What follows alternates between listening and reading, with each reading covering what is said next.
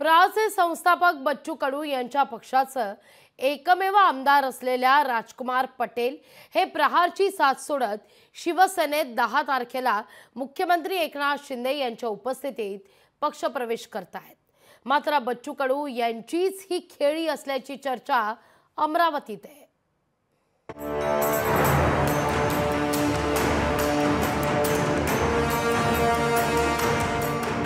ऐन विधानसभा निवडणुकीच्या तोंडावर प्रहारचे एकमेव आमदार राजकुमार पटेल हे शिवसेना शिंदे गटात पक्षप्रवेश करणार आहेत। तर बच्चू कडू यांनी तिसरी आघाडी काढली म्हणून मी पक्षांतर करत आहे अशी प्रतिक्रिया राजकुमार पटेल यांनी दिली।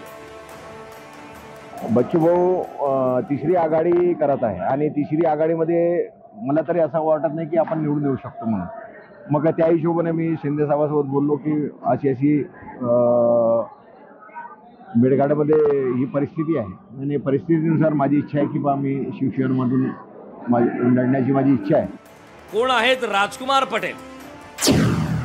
1995 ला मेळघाट मधून बसपाच्या तिकिटावर पराभूत, 1999 व 2004 ला भाजपच्या तिकिटावर विजयी, 2009 ला भाजपच्या तिकिटावर पराभूत, 2014 ला राष्ट्रवादी काँग्रेसच्या तिकिटावर पराभूत, 2019 ला बच्चू कडू यांच्या प्रहारवर विजयी। बसपा, भाजप, राष्ट्रवादी, प्रहार व आता शिवसेना शिंदे गटात पक्षप्रवेश करणार आहेत। राजकुमार पटेल हे आता 5व्या पक्षात प्रवेश करणार आहेत। मेळघाटचे आमदार राजकुमार पटेल यांचं राजकारण हे सातत्याने सोयीनुसार बदलत आलं आहे। दर निवडणुकीला पक्ष बदलण्याचा त्यांचा सपाटा आताही कायम आहे। मात्र दुसरीकडे बच्चू कडू यांनी एकदा शिंदेंवर आमदार फोडल्याचा आरोप केला असला तरी मात्र त्या आरोपात कुठलं तथ्य नाही असं राजकीय विश्लेषकांनी सांगितलंय।